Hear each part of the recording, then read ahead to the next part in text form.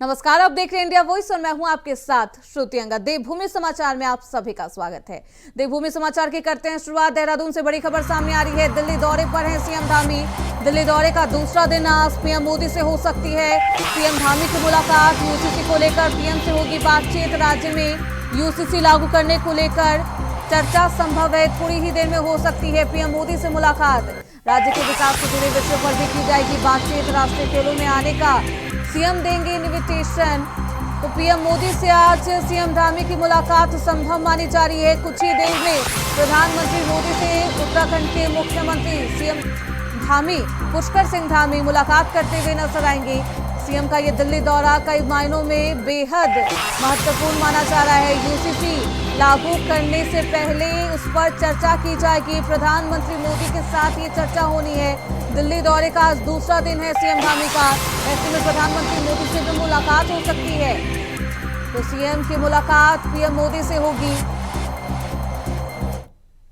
अस्पताल बनाते हैं, कोई बस अड्डा बनाते हैं या कोई सार्वजनिक भवन बनाते हैं तो उसमें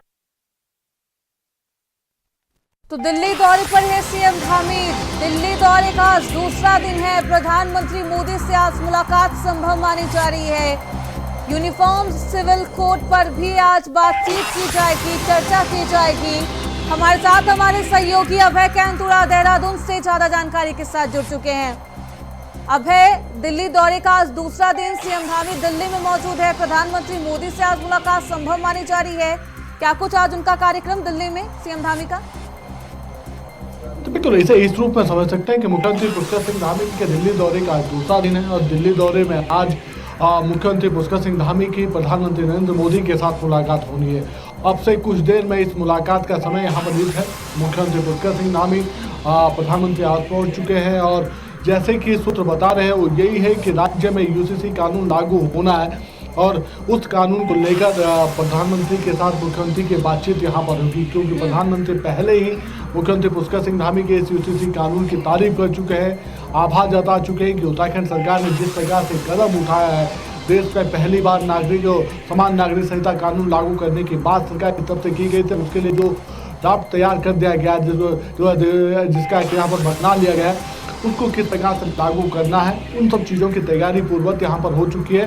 और अब सरकार की तरफ से ये कह सकते हैं कि अंतिम हरी झंडी पाने के लिए, अंतिम स्वीकृति पाने के लिए प्रधानमंत्री के पास आज मुख्यमंत्री पुष्कर सिंह धामी बातचीत करने पहुँचे हुए हैं।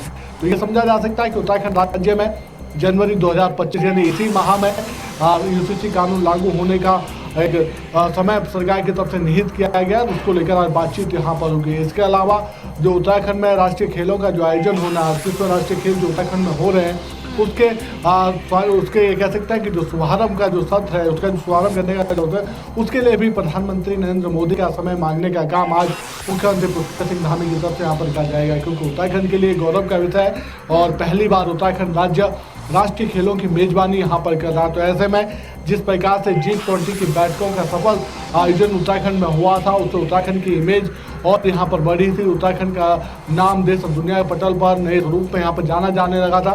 इसीलिए प्रधानमंत्री के मार्गदर्शन में उत्तराखंड राज्य लगातार विकास के पथ पर अग्रसर है। आज ये कह सकते हैं कि राज्य से जुड़े हुए जो दूसरे समसामयिक जो विषय हैं, विकास की जो परियोजना है, उनको लेकर भी बातचीत यहाँ पर होगी।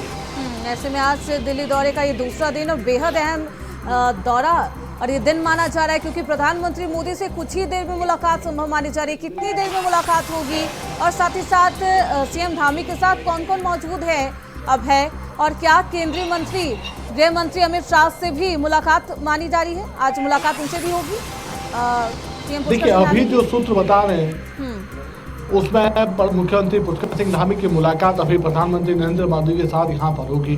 कुछ देर का समय और बचा है जब ये मुलाकात यहाँ पर होगी और ये कहा जा सकता है कि ये मुलाकात कई मायनों में उत्तराखंड राज्य के लिए ऐतिहासिक कही जा सकती है, क्योंकि राज्य के विकास से जुड़ी परियोजनाओं पर तो बातचीत होगी ही और प्रधानमंत्री नरेंद्र मोदी का सहयोग हमेशा उत्तराखंड राज्य को मिलता रहा है। लेकिन ये कह सकते हैं कि यूसीसी कानून और राष्ट्रीय खेलों के शुभारंभ के लिए जो प्रधानमंत्री का समय यहाँ पर चाहिए उसको लेकर महत्वपूर्ण बातचीत यहाँ पर होगी। क्योंकि आप ये कह सकते हैं कि जनवरी में ही यूसीसी कानून को लागू होना है। मुख्यमंत्री पुष्कर सिंह धामी पहले से ही इस बात की डेडलाइन यहाँ पर बता चुके हैं कि जनवरी में ही यूसीसी कानून को यहाँ पर लागू किया जाएगा।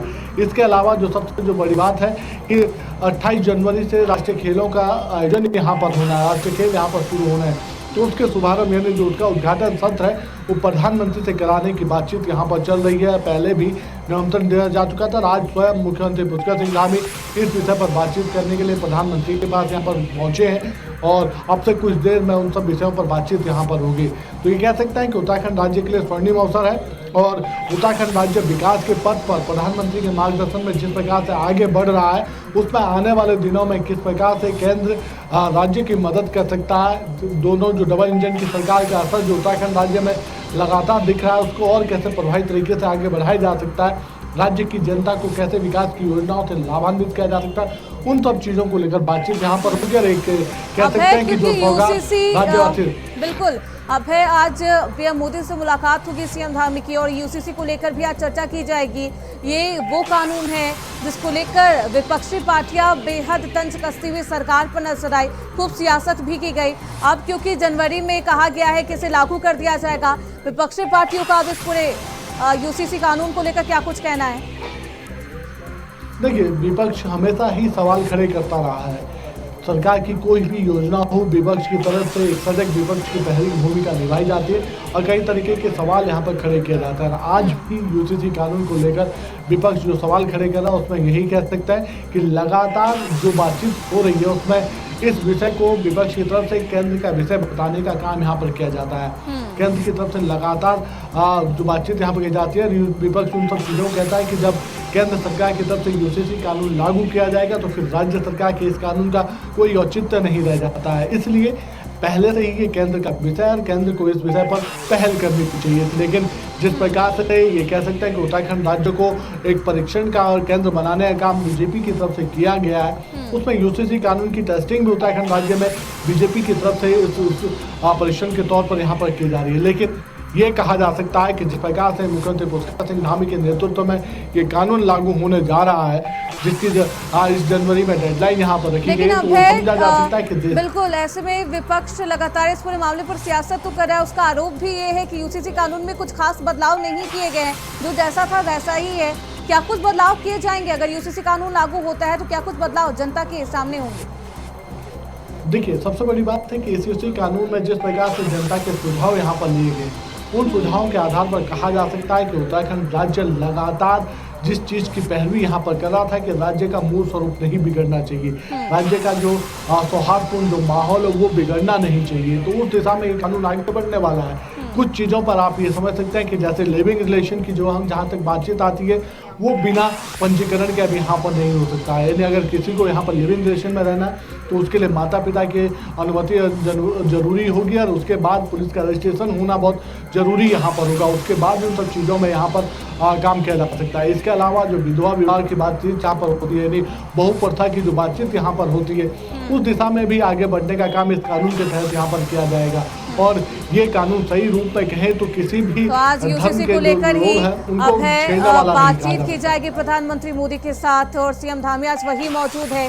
क्या कुछ बातचीत होती है और कितना सफल ये बातचीत और उसके बाद का असर क्या कुछ होता है उत्तराखंड पर, देखना बेहद दिलचस्प होगा। आप बने रहिए अब है हमारे साथ, आगे भी आपका रुख करेंगे। तो वहीं देहरादून से बड़ी खबर सामने आ रही है। प्रदेश का आज बदलेगा मौसम का मिजाज, कई जिलों में बारिश की संभावना जताई जा रही है। देहरादून, टिहरी, पौड़ी में बारिश के आसार है।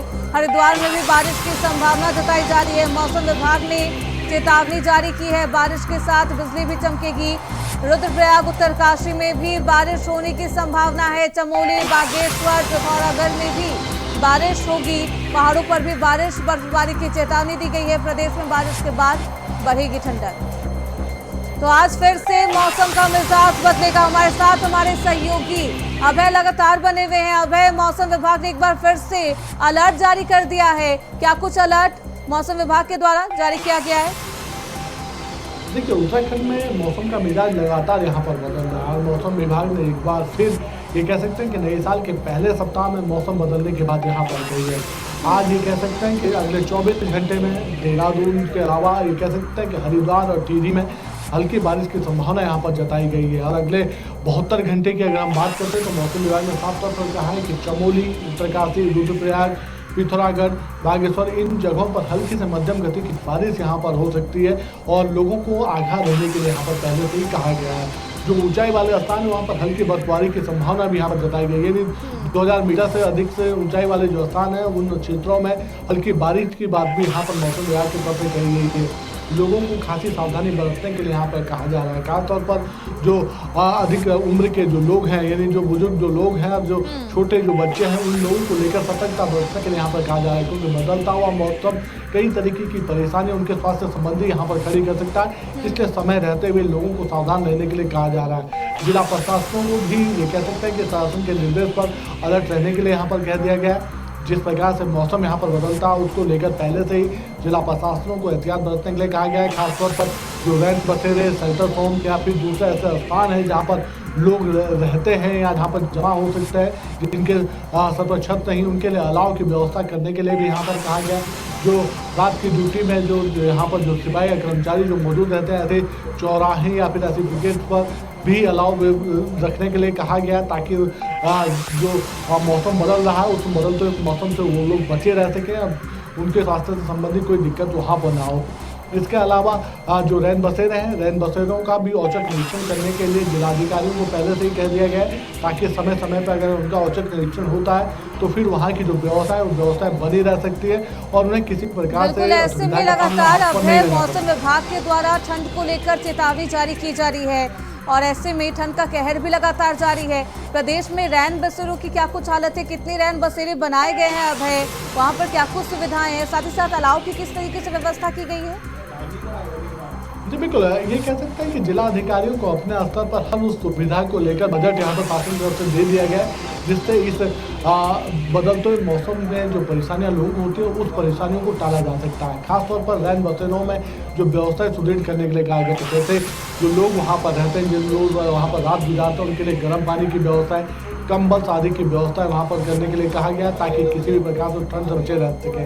जो चौक चौराहे हैं जहाँ पर लोग जमा होते हैं, वहाँ पर अलाव की व्यवस्था करने के लिए वहाँ पर पहले से ही कह दिया गया है। साथ ही ऐसे चिन्हित स्थान करने के लिए प्रशासन को, जिला प्रशासन को पहले से ही निर्देशित किया जा चुका है, जहाँ पर रैन बसेरे बनाई जा सके या शेल्टर होम बनाए जा सकते हैं। लोग जिनके आवागमन के बीच के माध्यम केंद्र वहाँ पर कहे जा सकते हैं। तो जिला प्रशासनों को बजट भी दे दिया गया और अलग रहने के लिए भी यहाँ पर कह दिया गया है, क्योंकि बदलता हुआ मौसम उत्तराखंड में कई तरीके की परेशानी यहाँ पर खड़ी कर सकता है। इसके अलावा जिला प्रशासनों को ऐसे गाँवों को भी चिन्हित करने के लिए कहा गया है जहाँ पर सबसे ज़्यादा बर्फ गिरती है। इस बर्फबारी के चलते उनके जो जिला मुख्यालय से जो संपर्क का जो माध्यम होता है वो कटा हुआ नजर आता है, तो वहाँ पर पहले से ही राशन आदि की भी व्यवस्था उपलब्ध कराने के लिए कह दिया गया है। जी बिल्कुल, ऐसे में अब है यातायात व्यवस्था को लेकर क्या कुछ तैयारी की जा रही है, परिवहन विभाग के द्वारा क्या कुछ कहा जा रहा है, क्योंकि विजिबिलिटी बेहद कम है और ऐसे में यातायात व्यवस्था किस तरीके से सुदृढ़ किया गया?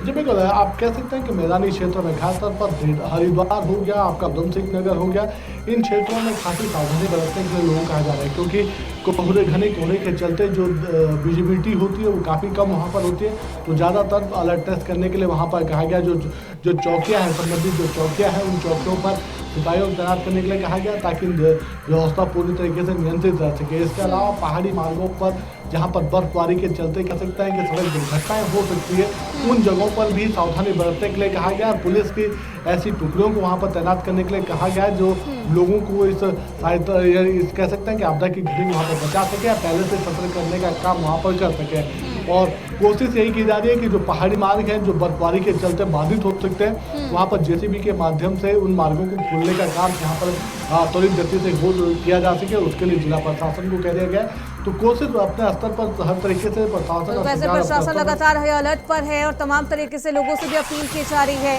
बहुत शुक्रिया है आपका इन तमाम जानकारियों के लिए। रुकेंगे छोटे से ब्रेक के लिए, फौरन लौटेंगे। ब्रेक के बाद एक बार फिर से आप सभी का स्वागत है। खबर में बढ़ते आगे। सरोवर नगरी नैनीताल और उसके आसपास मौसम इतना सुहावना हो गया है जैसे कि गर्मी का सूचक माना जा रहा हो। यहाँ नैनीताल, कैची धाम और पर्यटकों स्थलों में पर्यटकों की भारी भीड़ उमड़ रही है। दिन प्रतिदिन सैलानियों की आवाजाही में लगातार इजाफा होता जा रहा है। नैनीताल से लगभग 15 किलोमीटर दूर कैची धाम मंदिर में महाराज नीम करोली बाबा की मूर्ति को दिखाने के लिए सैकड़ों की संख्या में श्रद्धालुओं का आना जाना लगा रहता है। वहीं सरोवर नगरी के पर्यटक स्थल स्नो व्यू, हिमालय दर्शन, किलबरी, हनुमानगढ़ी समेत चिड़ियाघर और केव गार्डन में सैलानियों का जमावड़ा लगा हुआ है।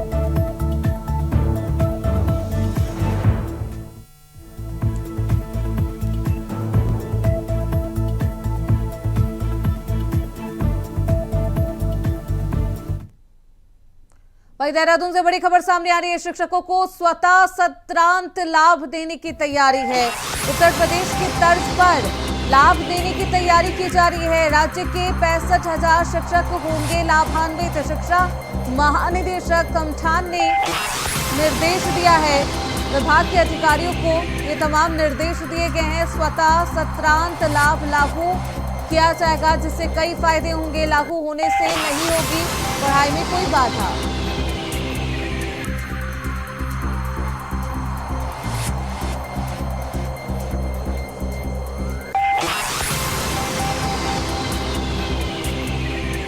तो शिक्षकों को स्वतः सत्रांत लाभ देने की तैयारी सरकार की तरफ से की जा रही है। उत्तर प्रदेश की तर्ज पर अब शिक्षकों को ये लाभ देने की तैयारी की जा रही है। राज्य के 65,000 शिक्षक इससे लाभान्वित होंगे।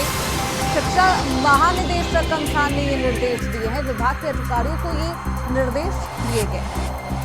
तो स्वतः सत्रांत लाभ लागू करने से कई फायदे होंगे। लागू करने से इस स्कीम को कोई नुकसान नहीं होगा और साथ ही साथ पढ़ाई में भी कोई बाधा नहीं आएगी। तो पुष्कर सिंह धामी का ये निर्देश है और ऐसे में अब जो नियम है वो बदलेंगे, शिक्षकों को फायदा होगा।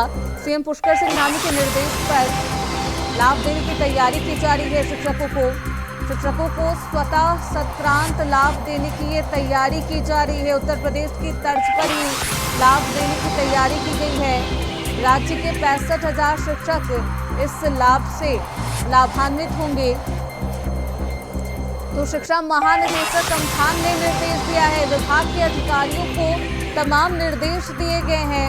स्वतः सत्रांत लाभ लागू होने का फायदा होगा।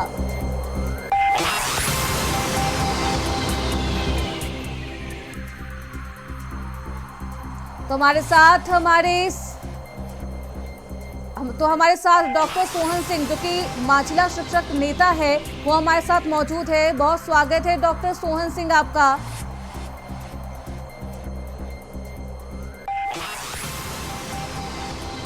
तो डॉक्टर सोहन सिंह, बहुत स्वागत है सर आपका।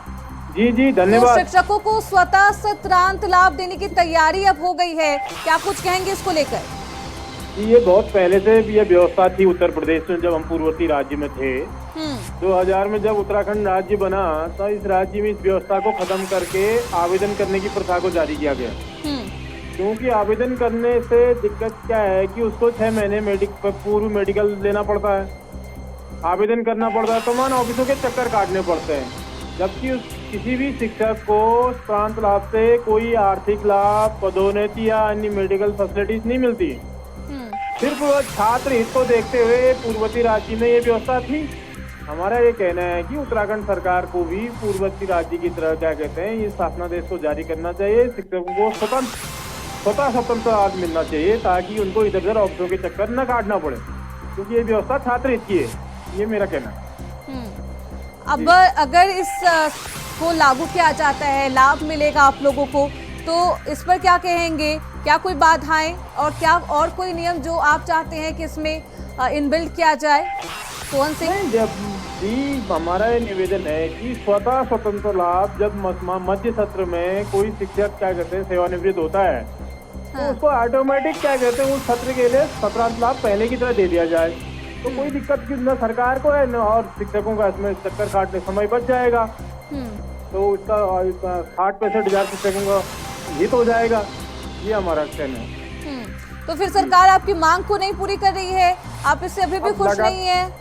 जी जी, लगातार हम सरकार से, शासन से, विभाग से, इस प्रकार से तमाम संगठन जितने भी शिक्षकों के उत्तराखंड में हैं, उन्होंने अपनी डिमांड को रेज किया है। बैठकों के कार्यवृत्त में जारी हुआ है, लेकिन पता नहीं कहाँ इस ईद हो रही है। लेकिन सरकार का कहना है सोहन सिंह जी कि इसे लागू करने के बाद शिक्षकों को फायदा होगा, कोई नुकसान नहीं होगा किसी को। जी, शिक्षकों को फायदा होगा, सरकार को भी कोई नुकसान नहीं होना है, कोई आर्थिक बोझ उनके ऊपर नहीं पड़ने वाला है। तो व्यवस्था का जो है, प्रक्रिया का सरलीकरण हो जाएगा, तो शिक्षक का समय बचेगा, अनावश्यक ऑफिसों में चक्कर नहीं काटने पड़ेंगे। वैसे भी हमने निवेदन किया था तो ऑनलाइन तो कर दिया था उसको, लेकिन आप ये कहते हो कि 6 महीने मार्च में ही आपको मेडिकल सर्टिफिकेट देना पड़ेगा स्वस्थता का। तो भाई 6 महीने पहले आदमी स्वस्थ है, आप भगवान करे किसी के साथ ऐसा ना हो, 6 महीने के बाद क्या परिस्थितियां होंगी, वैसे भी अजीबोगरीब चीजें है। जी, तो ऐसे में आप क्या मांग कर रहे हैं? इसमें क्या कुछ बदलाव करनी चाहिए या फिर ऐसे ही सही है? नहीं, इसको बदलाव करके स्वतः सत्रांत लाभ की व्यवस्था जारी लागू करनी चाहिए उत्तराखंड सरकार से, ये हमारा निवेदन। ठीक है, बहुत शुक्रिया डॉक्टर सोहन सिंह जी हमारे साथ बातचीत करने के लिए, अपना वक्त देने के लिए।